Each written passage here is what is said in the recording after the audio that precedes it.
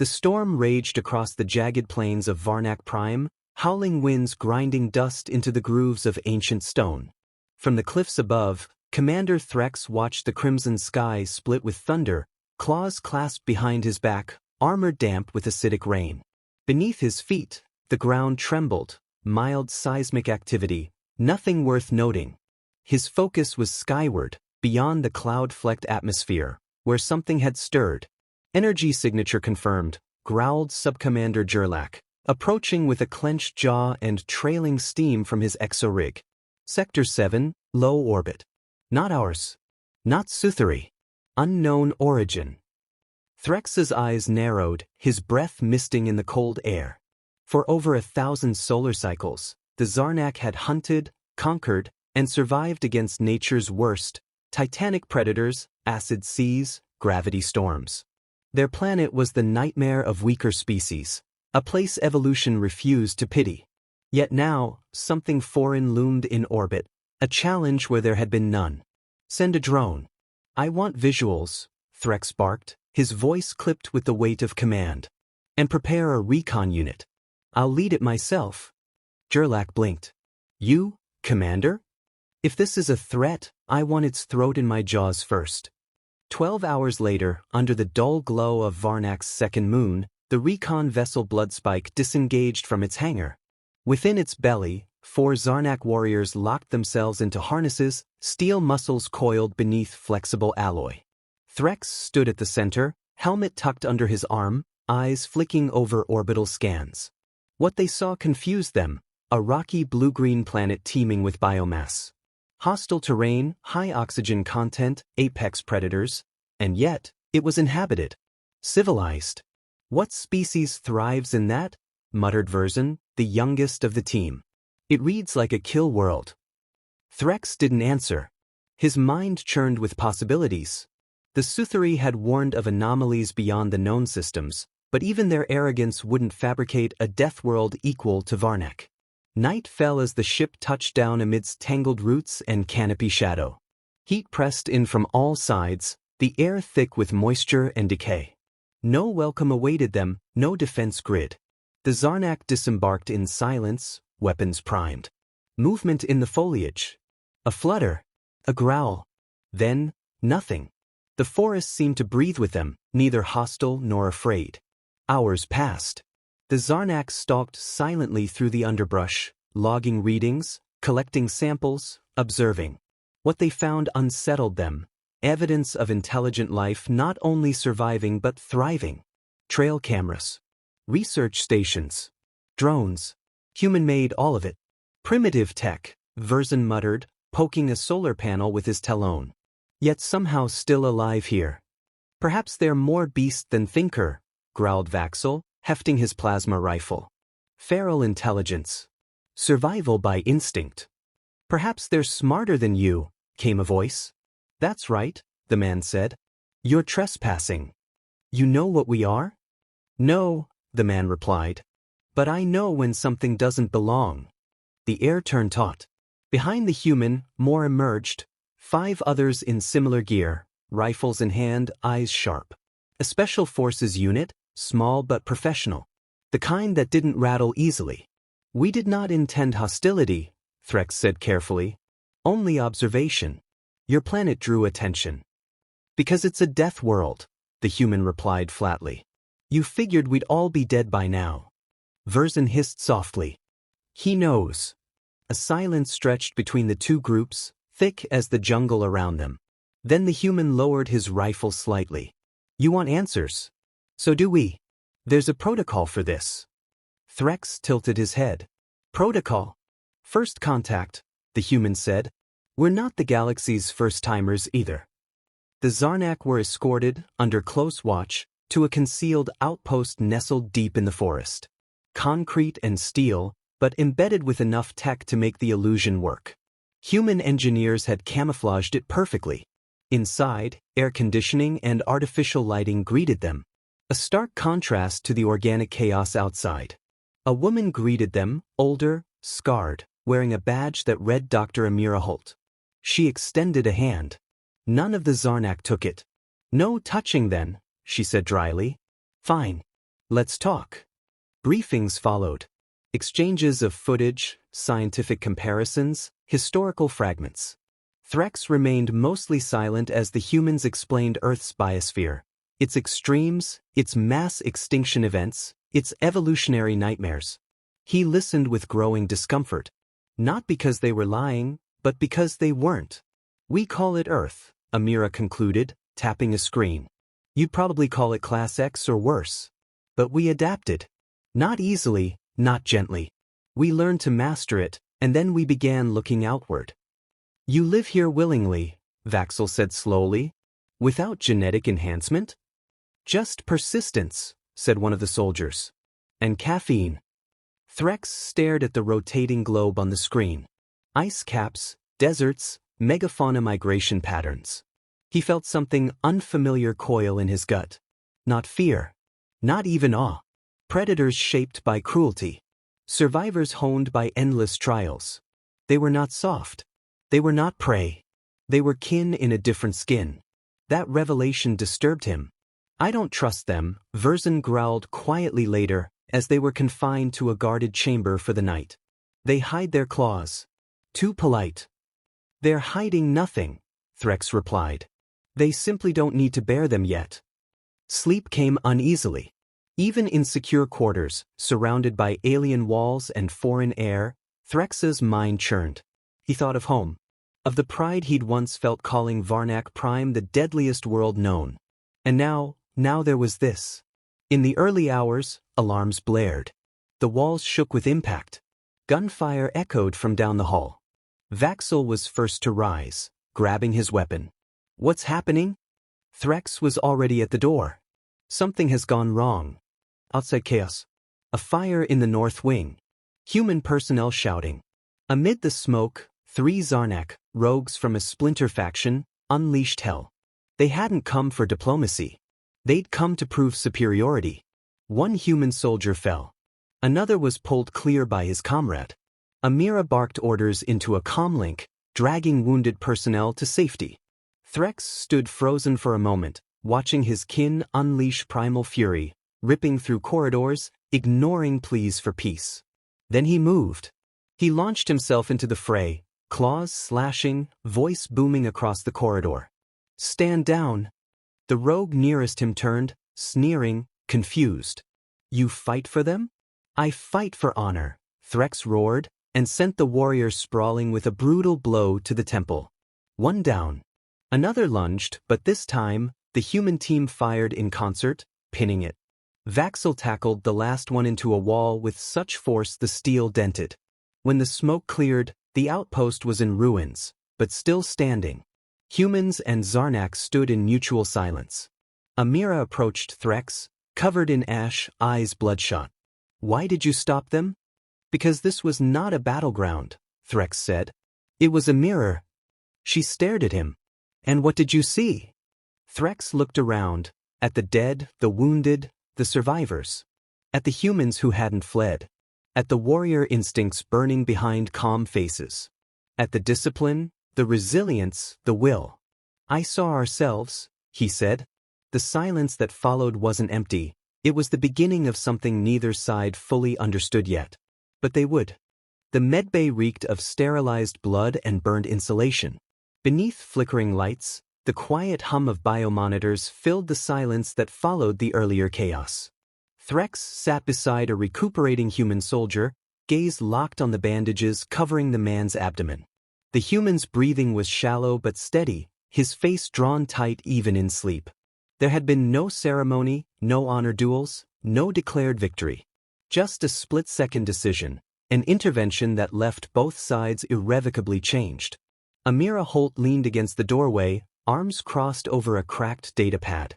Her voice was low, tired. He'll live. Barely. If you hadn't stopped that last one.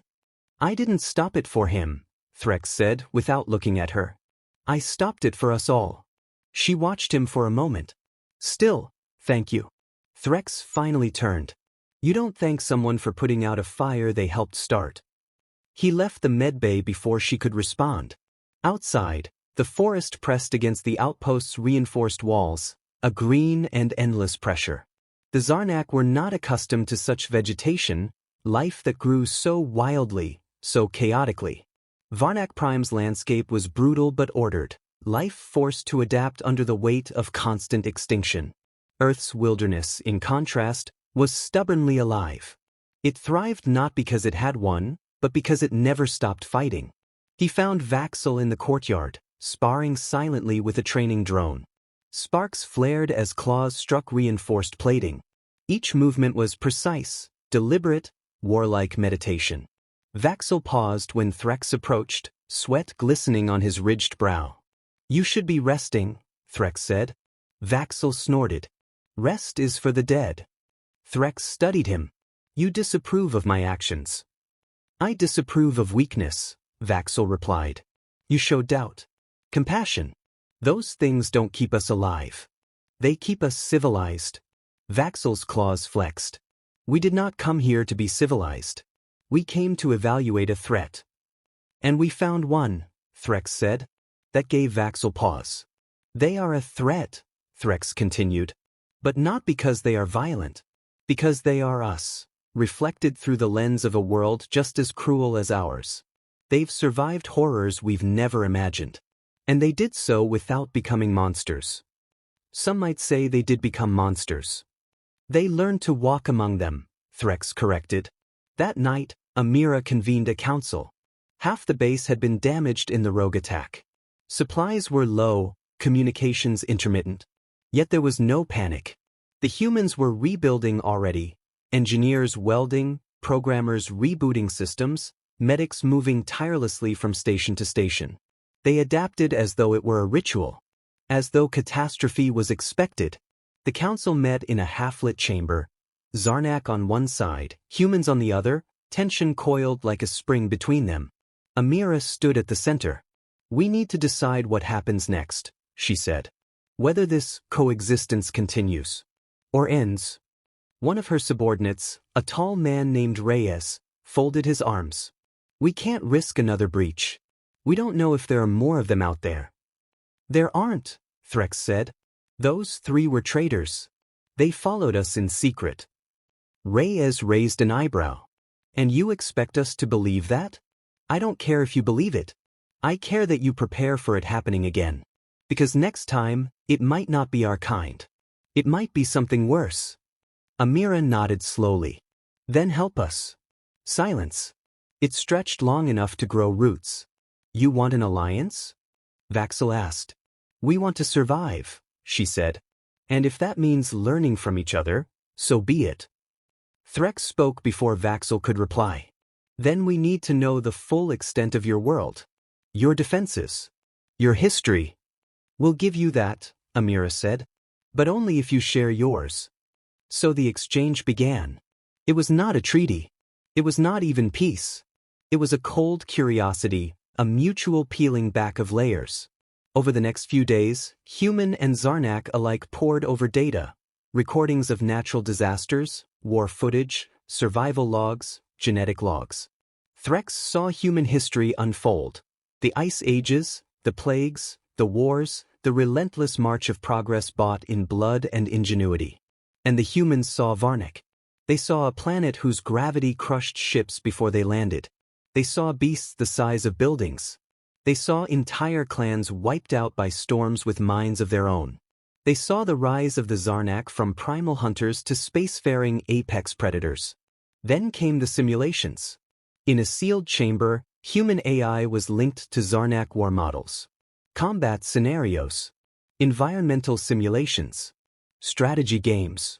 The first trial lasted 6 minutes. The AI lost. The second lasted 2.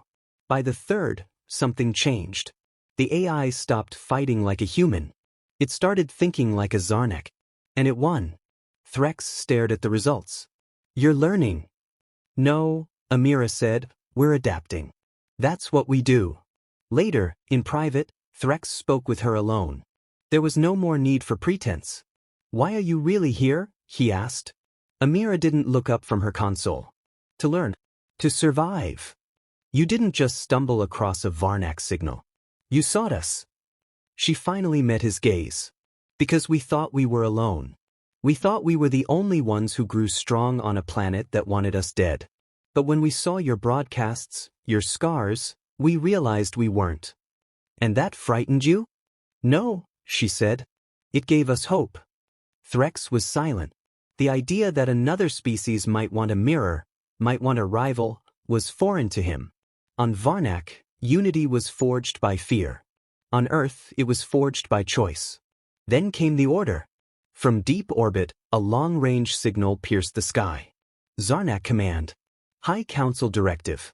One word pulsed in crimson glyphs: extraction. They were being recalled. Threx gathered his unit. They want us back. Full debrief. No delay. What about them? Verzin asked. Threx looked to the humans, standing nearby, their expressions unreadable. We'll return, he said. This isn't over. The humans escorted them back to their vessel, through the forest where they'd first met. The jungle seemed quieter now. Not tame. Never that. But aware. At the clearing, Amira offered a data chip. Coordinates to an orbital relay. If you ever want to talk again. Threx took it. You're not what we expected, she said. Neither are you. The ship rose on roaring engines, tearing skyward into the night. As Earth vanished beneath the clouds, Threx sat in silence, eyes fixed on the shrinking blue world. They had come to observe prey. But they had found kin. And somewhere deep in his mind, Threx knew, this was no longer about conquest. It was about survival in a galaxy that suddenly felt much larger, much more dangerous, and far less lonely. The transport ship breached the silence of deep space, gliding past asteroid belts and solar debris like a predator through the dark. Within its armored hull, Threx stared out at the distant stars, their cold glimmers reflecting across his eyes. The crew moved with purpose, quiet, efficient, but weighed with unspoken thoughts. Varnak Prime lay ahead, but Earth lingered in all of them, like a phantom scent no system scrub could erase. They had left allies behind. Or perhaps rivals. It was too early to know which. Threx reviewed the debrief reports once more, data scrolling past in unreadable speed. Each word, each number, reinforced what his instincts already told him. Earth was more than an anomaly. It was an echo, a kindred world in the void. And it would not remain unknown for long. Vaxel approached, expression unreadable. High Command awaits your recommendation. I know, Threx replied, not looking up. They'll want assurances. They'll want to know if Earth is a threat. Everything is a threat to Varnak, Threx muttered. That's not an answer. Threx finally met his eyes. No, it's not. The capital of Varnak Prime loomed like a scar carved into stone.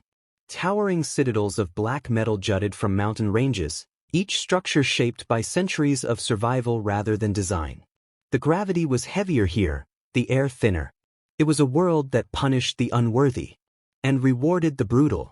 They landed under a red sky, and no one cheered. The council chamber was colder than Threx remembered. Elder Kun, flesh tight over bone, stood at the center dais surrounded by silent observers. His voice was gravel and ash. You bring strange tales, Threx of the Iron Line. I bring truth, Threx replied. Then speak it. So he did. Every detail. The wildness of Earth. The chaos-stitched resilience of its people. The moment of violence, the moment of mercy. How human children laughed in a language his translators couldn't keep up with. How they buried their dead with songs and their enemies with silence. When he finished, the chamber was silent. Kun's claws tapped against the stone. And you believe they are like us? No, Threx said. They are worse. Because they know fear and choose courage anyway. Another elder growled. Then we must strike now. Before they learn too much. Threx shook his head. If we strike, we lose more than we gain. War would not end with their defeat. It would end with ours, or with a mutual extinction neither of us can afford. You've grown soft. I've grown aware. There was a rustle of discomfort. Vaxel stepped forward, surprising them all. I stood beside him. I saw what he saw, he said. And I say we delay judgment. Monitor them. Study them. Not with weapons drawn, but with ears open. And if they prepare for war? Khan asked. Threx spoke softly. Then we will know we failed the better option. Reluctantly, the council voted to delay action. Surveillance protocols were intensified. Diplomatic channels quietly tested. And Threx was given a new role: liaison, observer, potential bridge between two civilizations that should never have met, yet somehow had. Months passed. Earth sent no signals. No threats. But the data chip Amira had given him came alive with encrypted exchanges. They shared schematics, histories, language files. Earth's people were many and varied, some cautious, some bold, others skeptical. But the communication never ceased. It pulsed steadily, a heartbeat across the void. Threx found himself changed by it. He quoted human poets in his private logs. He adjusted his training regimen based on Earth combat analytics. He caught Vaxel more than once watching Terran survival documentaries with a frown that looked suspiciously like respect. And then came the invitation. A summit. Neutral space. No weapons. One ship from each side. 2 envoys.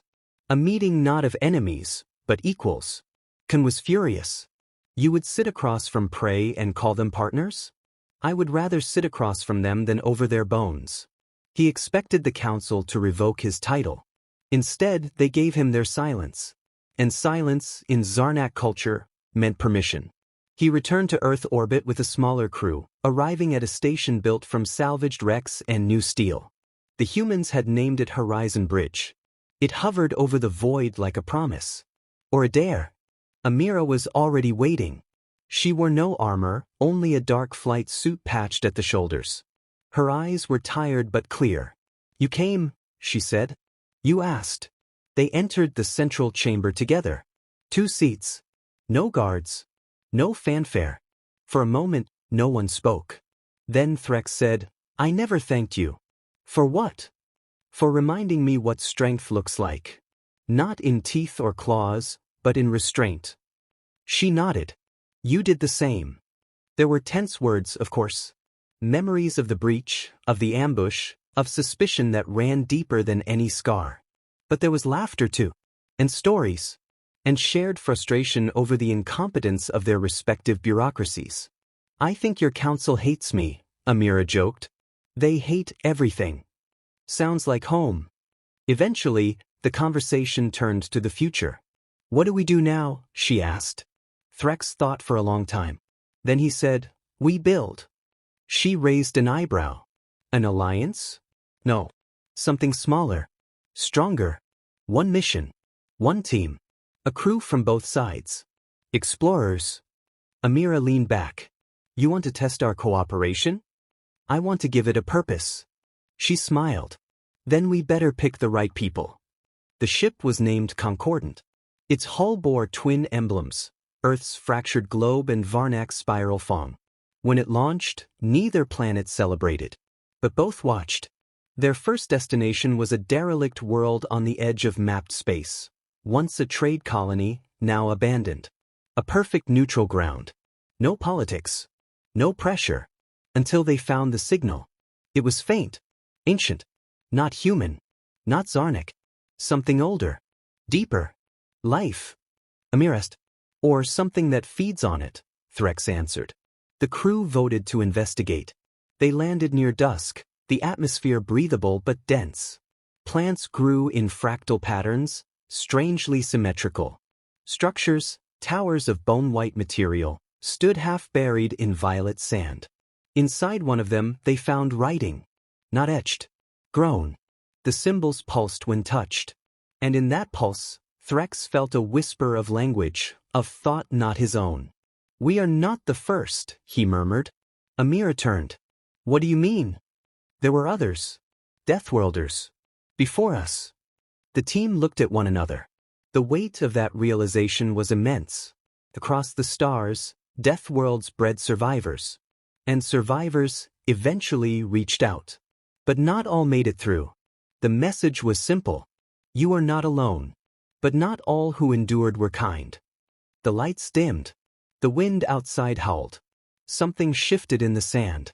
Amira whispered, we just opened the door, didn't we? Threx nodded. And now we have to be ready for what walks through it. They returned to the ship in silence. Not afraid. Not entirely. But aware, deeply aware, that the galaxy was far older and far more dangerous than either of them had guessed. And they were no longer the apex predators. But maybe, together, they didn't have to be. The Concordant rose into the sky, engines burning a trail into the stars, carrying with it a fragile alliance, a shared defiance, and the first chapter in a story no one had dared write before. Not Deathworlders, but dreamers. And the galaxy would never be the same again.